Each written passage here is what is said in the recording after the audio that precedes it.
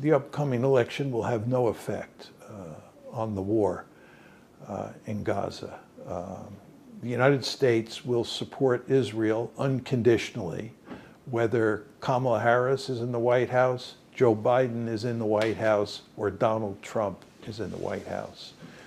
In the United States, we have this powerful lobby. It's called the Israel lobby.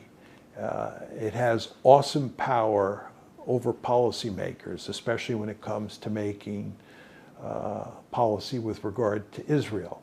And no matter what Israel does in Gaza, or no matter what Israel does to the Palestinians, the United States will support it unconditionally. And there is nothing Kamala Harris has said or done to lead one to think that she will change our policy toward Israel and toward the Middle East in any meaningful way.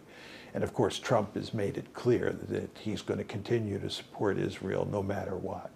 So regardless of what happens in November in the presidential election, and even in the congressional elections, U.S. policy toward Israel and towards Gaza is not going to change. To put it more generally, the lobby is more powerful at the elite level. At the public level, it's less influential today than it was when we wrote the article in the book. And there is much less enthusiastic support toward Israel and much more enthusiastic support of the Palestinians in the public today than there was back then.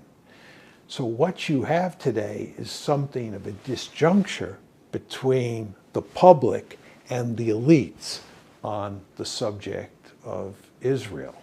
And you see this, by the way, reflected in the Democratic National Convention, right?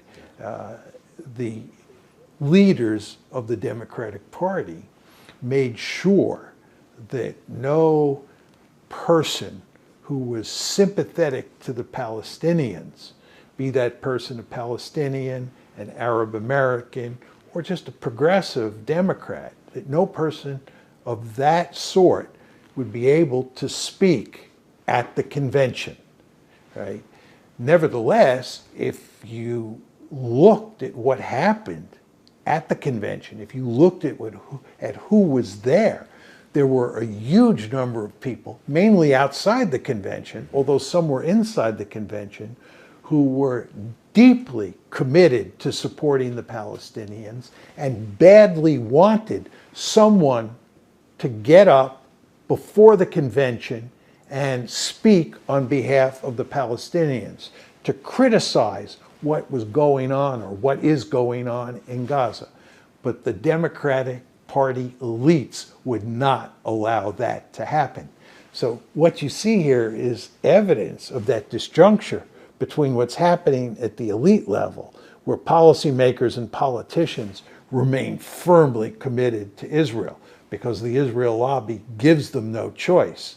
Whereas down here in the body politic, the tides are shifting and there is much more criticism of Israel today than there was in the past.